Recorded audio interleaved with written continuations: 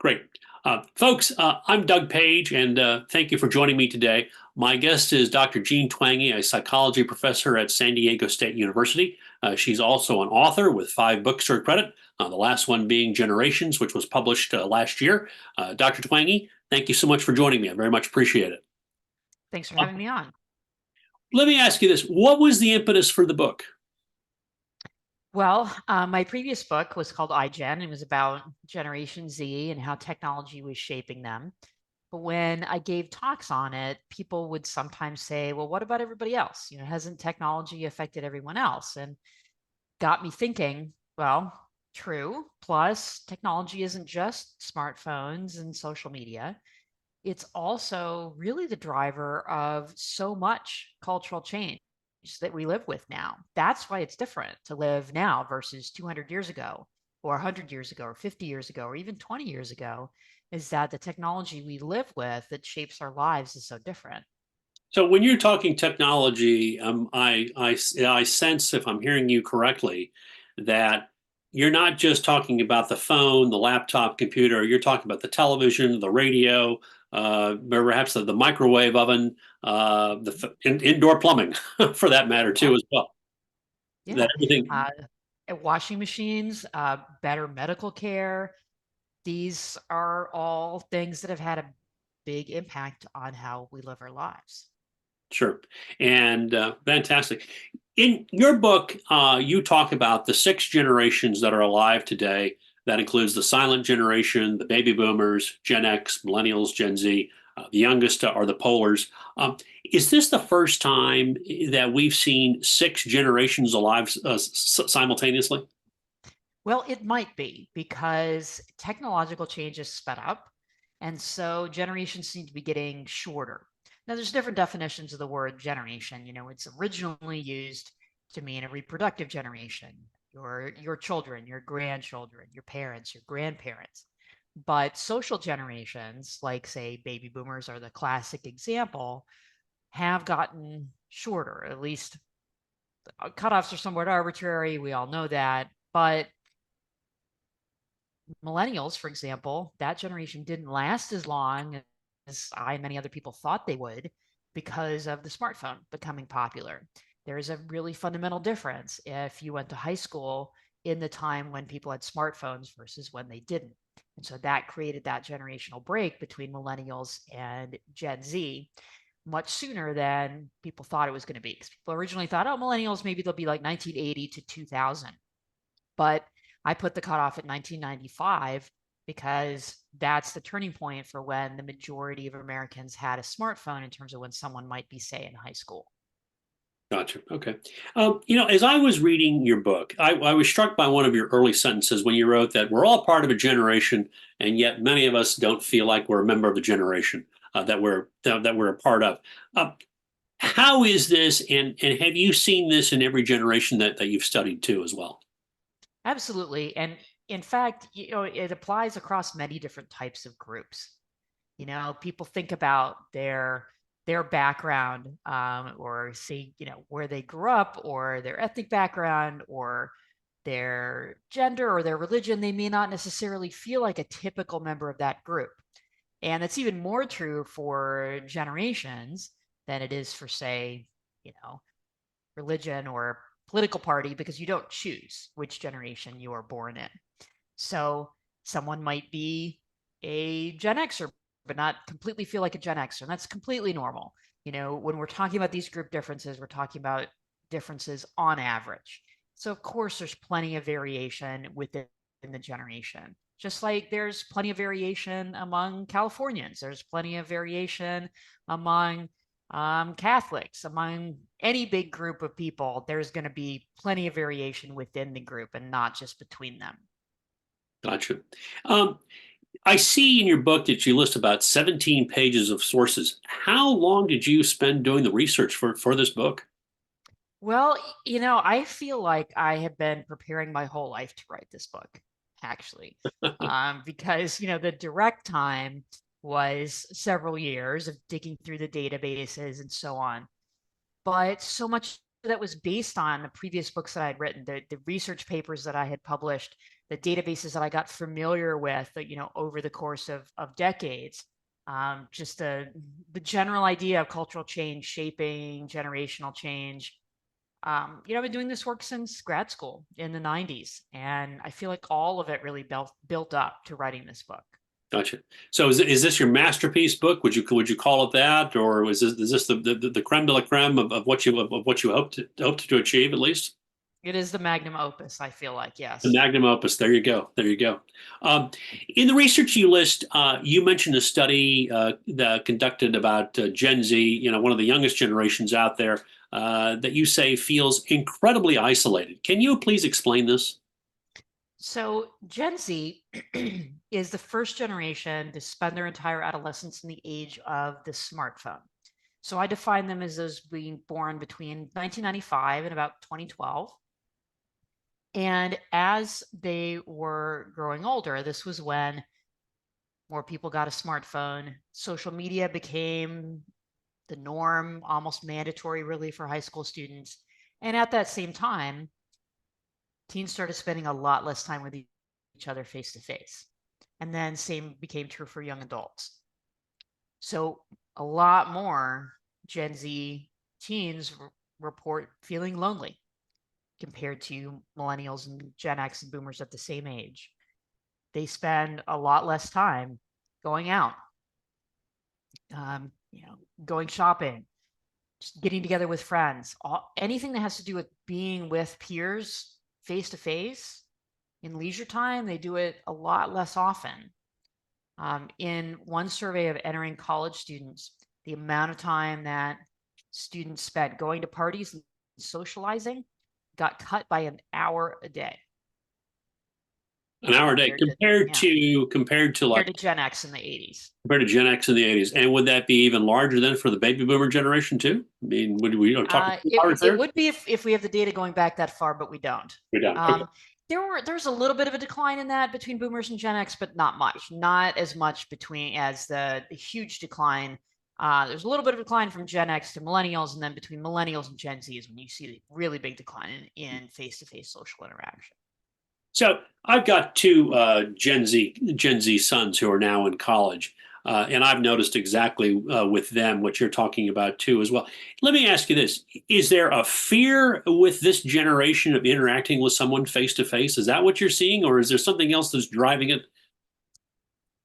Well, I think what's driving it is communication has moved online and to social media and to all of those things. That's where teen social interaction happens now. And so there feels like it's less necessary to get together face to face. But the problem, of course, is that getting together online is not the same as getting together face to face. It's not the same for feeling an emotional connection with someone, and it's not the same for mental health.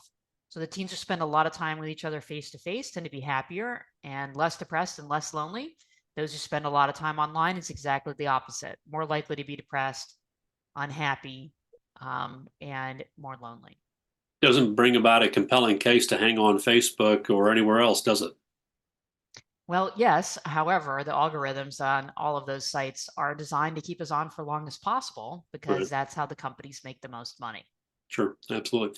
If you could, let's do this. I was wondering if we could sum up sort of each generation just in a few words. When you think about the silent generation, how would you describe them in a few words? So the silent generation, that's those born at 1925 to 1945. And their name is really a misnomer because they were at the forefront of a lot of the changes, say, civil rights movement, the feminist movement. So two famous members of that generation, Martin Luther King Jr., Ruth Bader Ginsburg.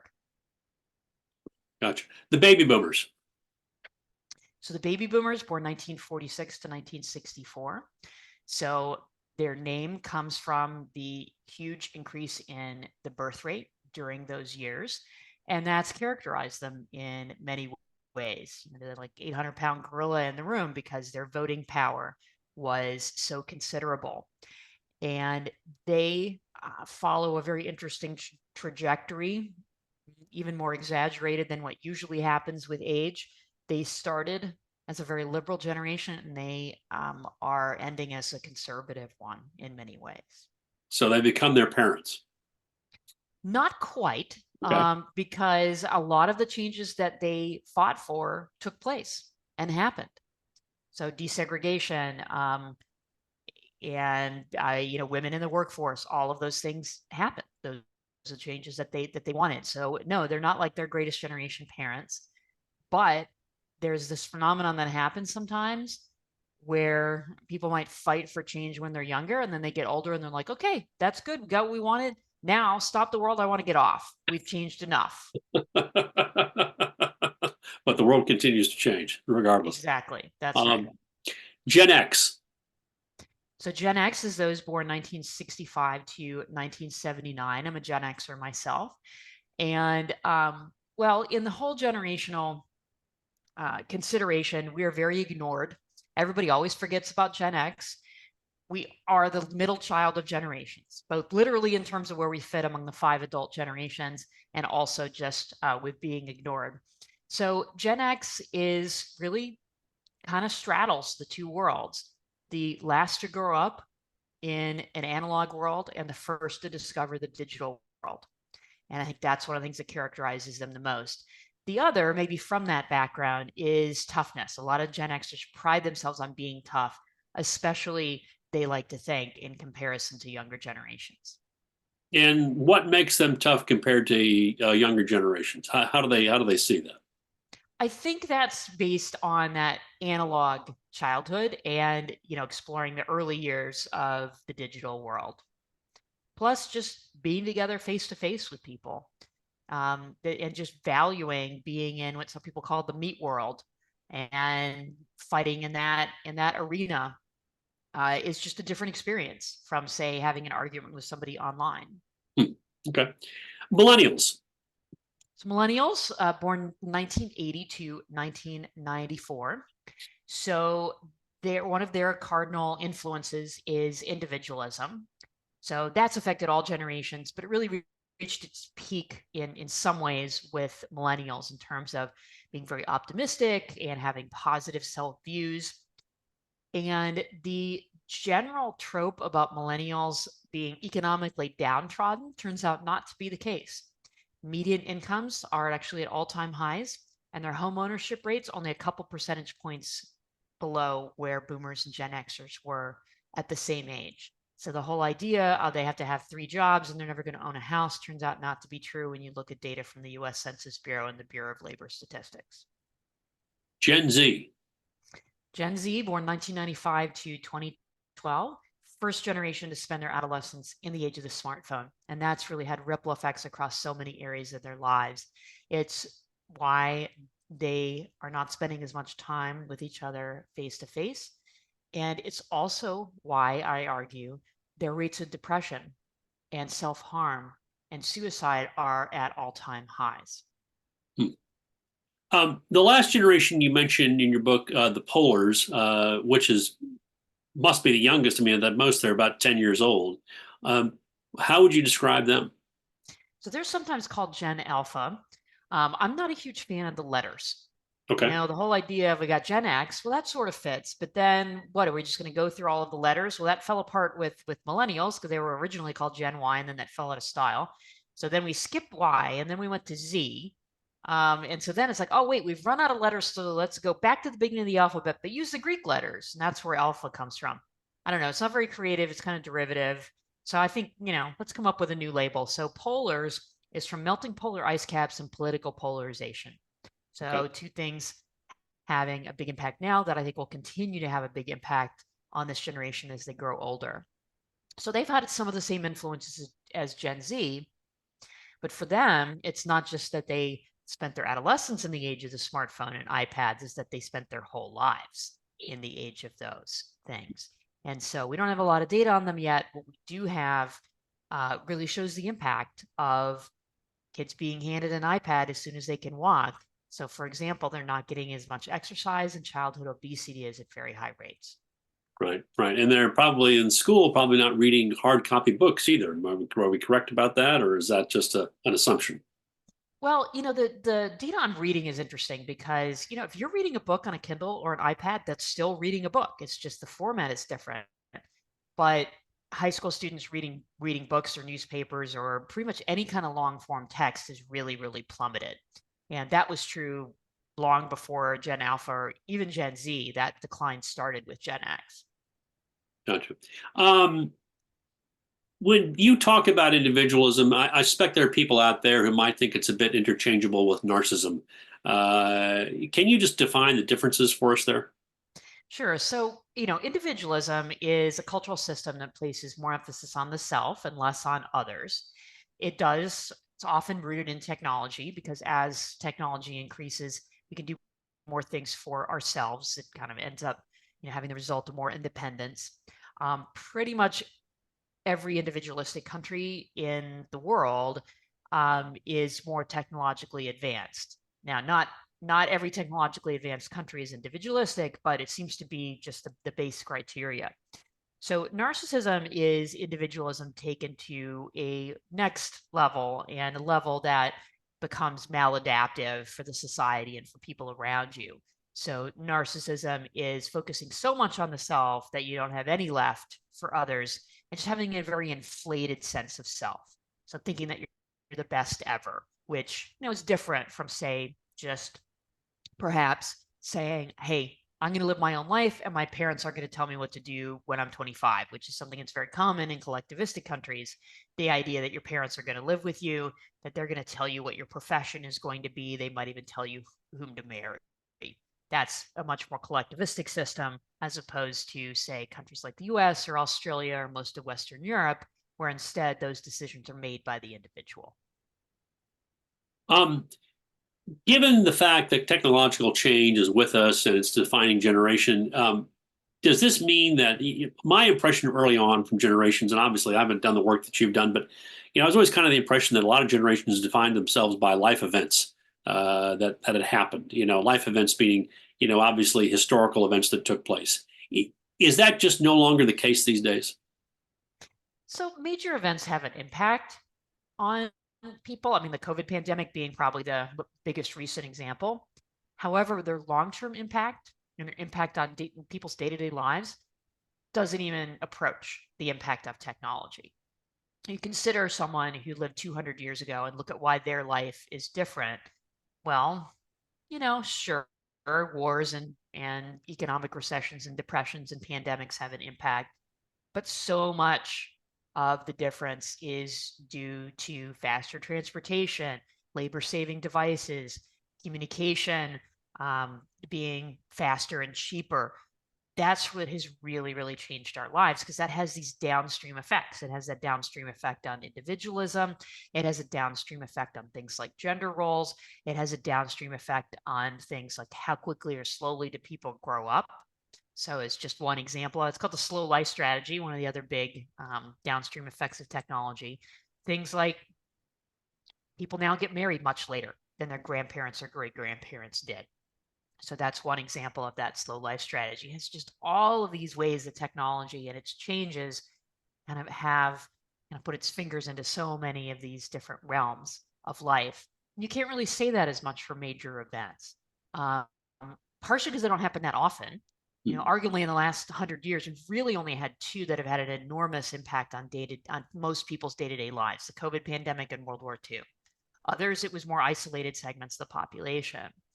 So you think about things like, okay, so millennials, why are millennials the way they are? Is it because of the Great Recession? Well, no, because they're actually doing fairly well economically now. They bounced back from that, but their childhood of the culture emphasizing individualism so much is still with them. Okay. Um, in the silent generation, yeah, I know you started in 1925. 1925, 1926, would they have been subjected to World War II? And I realize this is a bit of a technicality, but I'm just curious to know why wouldn't they be part of the greatest generation that probably had to go off and fight the war?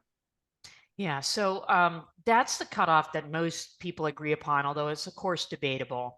But most of the silent generation, even the oldest ones who were born there in the late 20s, were not drafted into World War II, and then the greatest generation right before them were, just based on the end of the war and the way that they did the drafting. There were some certainly born in 1925, 1926 who were, but that's why it breaks there. Gotcha. The silent generation, they must have, I mean, have seen or experienced quite a bit of societal change, probably the most that's ever been seen in the United States. Am I correct about that, or am I completely wrong about that? No, I think so. I mean, the changes seem to have accelerated because technology and its changes have accelerated. And you think about the world someone in the silent generation was born into, like take, I don't know, somebody born in the 1930s or the early 1940s, and you just compare that to how we live now. And I mean, it's night and day. Not just the technology, but also things like women working and more racial equality and same-sex marriage. And that's just three examples. And those were things that were not at all accepted in the 1930s and early 40s. Sure, sure, and certainly not in the 1950s either. In many cases, too, up until recently, too. Yeah, same-sex marriage, even the 2000s, that wasn't something people thought they'd see in their lifetime, and now we have it. Now we have it. Exactly, exactly. Um, you say that the silent generation is very trusting of others. What brings about this trust, and does that also extend then to institutions too? It does. I mean, I think that's one of the big changes that you can see across all of the generations is this breakdown in trust in others and trust in institutions. So you take the silent generation who grew up in the 50s, where there was just a lot more trust among individual people, a lot more trust in institutions. And that's just, it's not true anymore. And we can debate exactly why. I think media has a lot to do with that. It tends to emphasize the negative. It tends to kind of take as its purpose in life to, tear down certain presumptions, often things that, maybe need to be questioned, but that also starts to break down a lot of trust. Um, you also note that the silent generation is less likely to suffer from mental distress. Why is this, and how are you defining a mental distress? So mental distress can be things like depression or anxiety, those types of feelings. And it's a function of the survey data that we have that's how we're measuring it. But that's a pretty good summary. And most of those have a lot of those measures have a lot of overlap. So it is really striking that the silent generation has less mental distress than either of the generations on either side of them. So they have less than the greatest generation and less than boomers. So it's not even just a linear trend. And I think it's maybe because they were not drafted to fight a war not as many of them were. I mean, some of them were drafted to fight in Korea, but that was a lot less than World War II and Vietnam on either side of them. They grew up in a time that emphasized family and social relationships. They still put a lot of emphasis on that. They really have that kind of bedrock sense of being connected to others, and that's something that's really important, obviously, for mental health. Sure. So they're probably, when you think about it, based on the research that you've done, would you say they're, I mean, more personal face-to-face connections compared to the other generations that have gone after them? I mean, certainly while growing up, that's pretty indisputable. They didn't have any other solution. Right, right, right. Yeah, absolutely. And in comparison, you say that baby boomers are dying of despair. What is bringing this about? Any thoughts and ideas on that? Yeah, so I mean, this has been obviously a topic of discussion for a while since the case in Deaton paper, I think it was 2015, to economists finding that particularly for white Americans and particularly for those without a college education, that their rates of mortality, dying in middle age, were going up. Well, in recent years, it's not even tied to race or ethnicity. It's across the board. You can see that, and it's mostly boomers that's impacting. That trend changes a little with Gen X. It's not as pronounced once Gen Xers became the ones who were in middle age. So they are. Boomers are just, compared to the silents before them, much more likely to die these deaths of despair, like of suicide or drug overdoses, things like that. So some of that is just simply boomers have done more drugs since, they were adolescents. That's a really stark generational difference. When the silent generation was the teens and young adults, it was really uncommon to use marijuana or really any kind of other type of illicit drug. And with boomers, that became much, much more common. So there's, from a long time, there's been these the drug use sometimes doesn't have harmful effects, but sometimes it does. And I think that's one of the things that we're seeing with boomers. The other, which I think is not commonly recognized, is it's often assumed that boomers are the perpetrators of income inequality. The idea boomers climbed the ladder and then they pulled it up so the millennials couldn't climb it. Well, that's not true, because millennials are doing better economically than most people think. But also, when you look at the timing of it, it's actually the greatest generation, those politicians who put enforce the policies which seem to lead to more income inequality. That really started in the early 80s. Boomers weren't in power yet at that point. They were really the first victims of income inequality, not the perpetrators of it. And that's why you might see the biggest impacts, and you do see the biggest impacts among those without a college education. So a lot of those things hit them the hardest. Maybe the last generation to think, okay, I can go graduate from high school, go get a factory job, but then those factory jobs went away. So what kind of policies in particular are you putting in there that caused this economic inequality for boomers compared to the silent generation, or maybe the generation before them too? Well, obviously it's complex, but you think about some of the policies during the Reagan administration and the idea of trickle-down economics, that's where at least some of it probably came from. Okay. Any thoughts or observations on how the silent generation might look upon their baby boomer children? Well, most silent generation, it's going to be, at least it's those who are around, who are still around, they're going to have Gen X children. Right. Okay. Gotcha. So you write that Gen X, when they were children, were pretty much isolated. They didn't have a lot of parental supervision. Has that impacted the way they live their lives at all? Has it done anything to them that you have not seen in other generations? Well, I mean, I think it continues some of the trends from boomers and silence. Those two generations also didn't have as much supervision as, say, children do now. So Gen X kind of feels like the last generation that had more freedom during their childhood, more independence. And I think that's one of the reasons they pride themselves on being tough, and on knowing how to solve problems in the real world. Okay. My understanding, and I'm just curious if this matches up with your research, the largest generation alive today is the millennials. Am I correct about that? Yes. Okay. There's also been this criticism that I've heard, and perhaps you've seen the same thing too as well, that they have been very slow to grow up. What's bringing this about? Is this all technology? Is there something else going on out there? I mean, technology is at the root, but in a good way. That better medical care has meant longer lives, so people have more time. It also, because of technology like birth control, it means people have fewer children and nurture them more carefully. So all of this leads to what's called a slow life strategy of people taking longer to grow up. And that has had an impact on all the generations, beginning with boomers.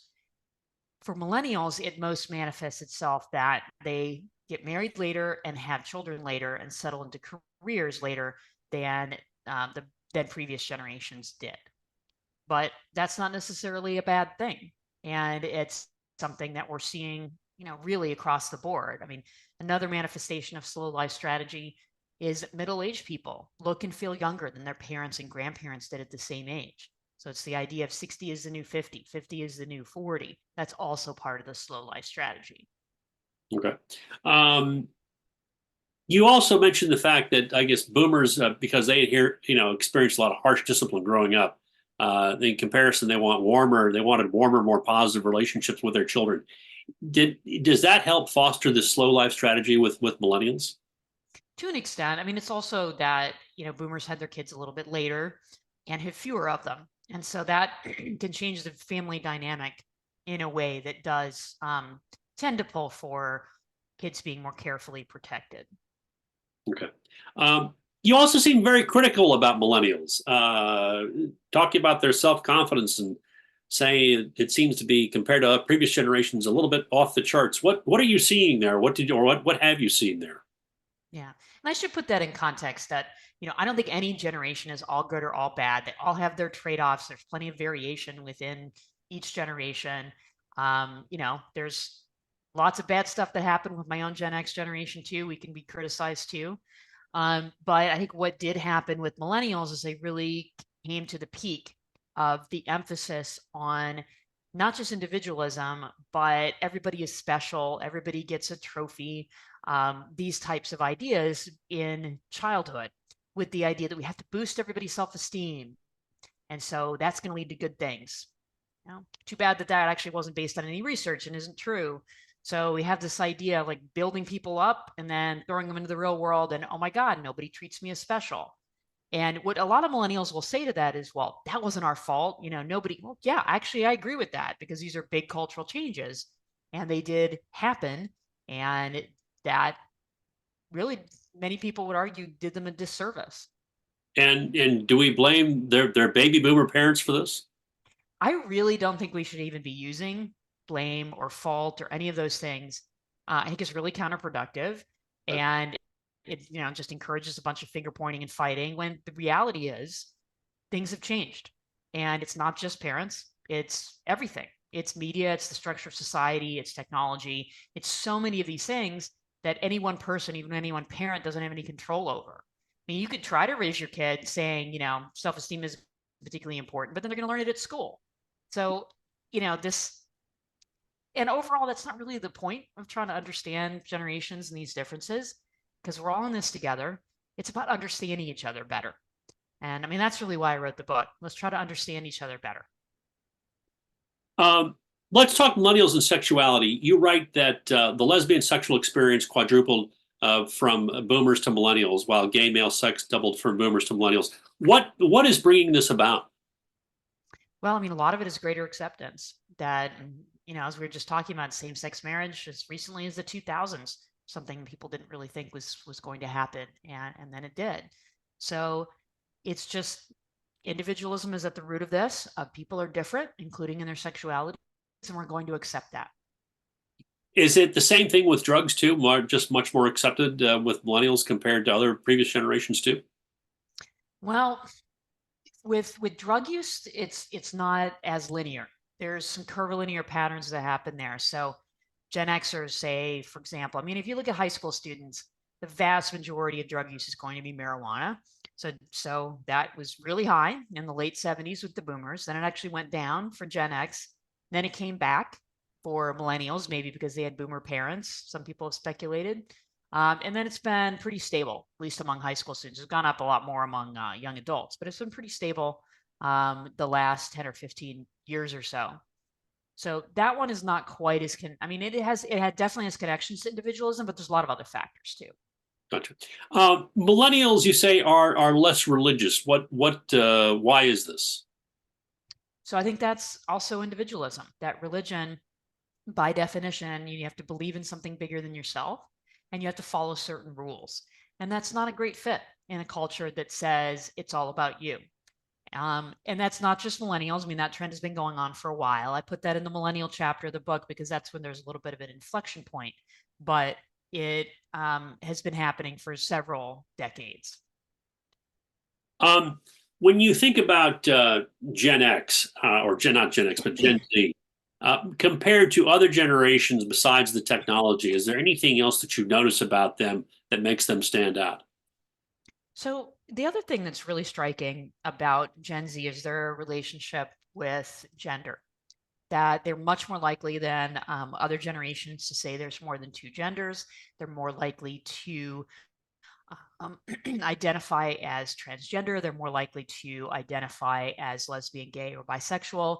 So a lot of Gen Zers have a lot of language around gender and around sexual orientation that many of their Gen X parents have never heard of. A lot of Gen Xers have learned a lot of language around gender and sexual orientation from their Gen Z kids. Interesting. You've done a lot of work here. It's very, very clear from the books I've seen. I've read some of your books, your earlier work. Let me ask you this: what do all these generational differences? What do they mean for the country? Do you have any speculation, any ideas there in terms of where you see things going or heading down the road that maybe you and I might not see, but other generations might see? Yeah, so that's the last chapter of the book, the future. What can we take from these data sets to try to figure out where we're going to go next? So one thing I dug into recently in my Substack was to update some of the data on attitudes around work.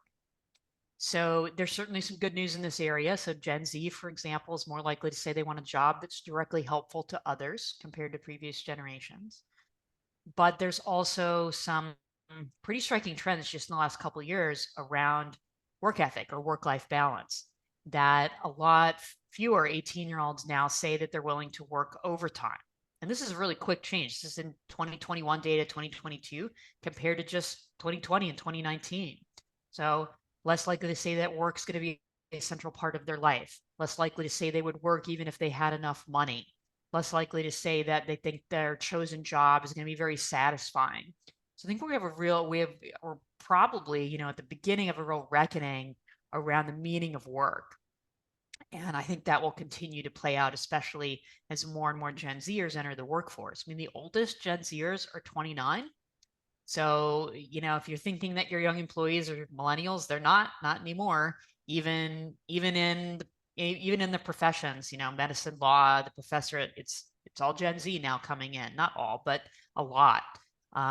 So we have to keep that in mind. And Gen Z is very different from millennials. So that's another thing I think everybody has to keep in mind as they're hiring young workers. And so just a strikingly different generation. They're much more pessimistic as just one, difference compared to millennials at the same age. So that's work. Another thing on the horizon is the birth rate ever going to come back up? And my answer to that is very simple. It's 2 letters, no. Because not only has that been on a substantial decline since 2007, but just in the last 5 to 10 years, for the first time, there's been a decline in the number of 18-year-olds who say they want to have children. That had been at a very high level and really stable since the 1970s until the transition between millennials and Gen Z. So it's millennials who really brought down the birth rate, and Gen Z is going to keep it there because they're not even saying they want kids when they're 18 years old. The millennials were, even though they have their generation being in their 20s and 30s has co-occurred with the birth rate going down. Yeah, but don't views change between the time, let's say, the time you're 18 to the time you say you're 35 to 40? I mean, or who you are at 18, does that pretty much carry through the whole rest of your life? Well, it is true. There certainly can be some changes. But I think the reason I don't think that particular attitude is going to change is that it's rooted in things that tend to be fairly stable. So like having a optimistic versus pessimistic point of view. That can certainly change with the way things go in the country, but that's kind of a fundamental worldview that tends to be relatively stable.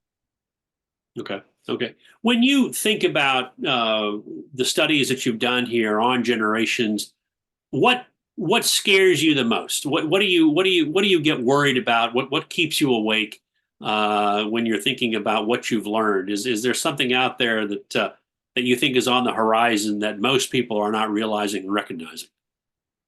Well, I think there is more recognition of this now, but what I definitely think is the most concerning trend by far is the huge increases in depression and self-harm among teens and young adults. So there's just really, really big increases. I mean, teen depression doubled between 2011 and 2019. In other words, before the pandemic, and then, of course, kept going up during the pandemic. But that then spread to young adults, and now it's spreading to adults in their 30s. And so if so many people are struggling with mental health issues and depression, what does that mean?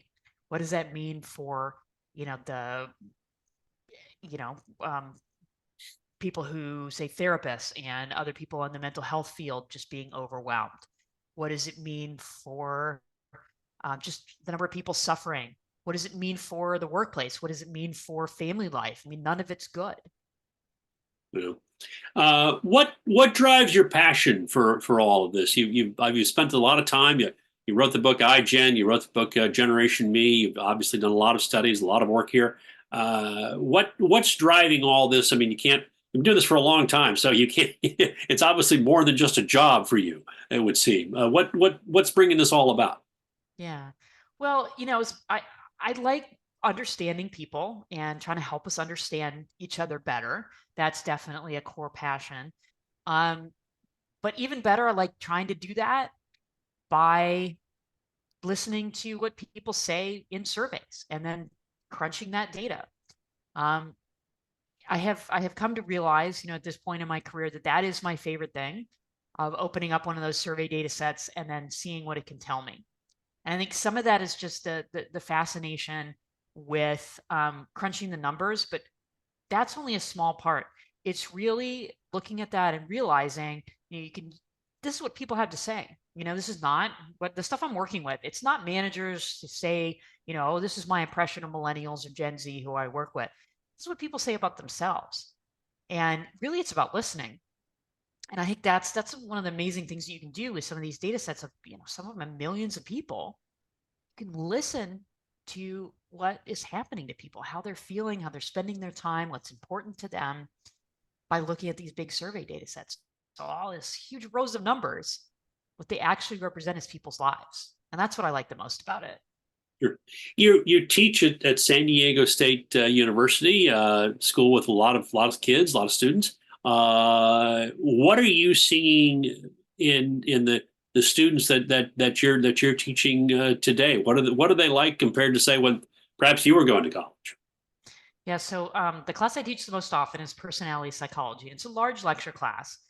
So the downside of that is I don't get to know my students personally as much, but I can certainly see some of the generational trends showing up in the classroom. So students now are not as talkative as they were 15 years ago when it was millennials. I've noticed that transition, which makes a lot of sense given the psychological profile of each of those groups. The good news is they're also not as entitled. So the Gen Z students are not quite as likely to show, some of those that symptoms of hey, I need to, because I had a millennial student say to me a long time ago, oh, I need to take the final late because I'm going to Vegas for my birthday. Really? What is your boss going to say? This is a senior, right? So I was like, what are your boss going to say in 3 months when you say, I can't make the big presentation because I'm going to Vegas for my buddy's birthday or whatever, seriously. So you don't see quite as much of that anymore. My students are very, very nice. And they validated a research result that I just saw that there'd been some issues with empathy declining among college students. And then that turned around after 2009 and it came back up. And I absolutely see that in my students. They care a lot about their fellow students in the world. And I think maybe because of that higher level of empathy, they're just pleasant and nice people and very considerate. Sounds good. Sounds good compared to what you have experienced previously. Well, Dr. Twenge, thank you so very, very much for joining me today. I very much enjoyed speaking with you, and certainly hope you'll be able to come back at some point too, down the road. Thanks so much for having me. Thank you. Have a good one. Bye-bye. Okay, bye-bye.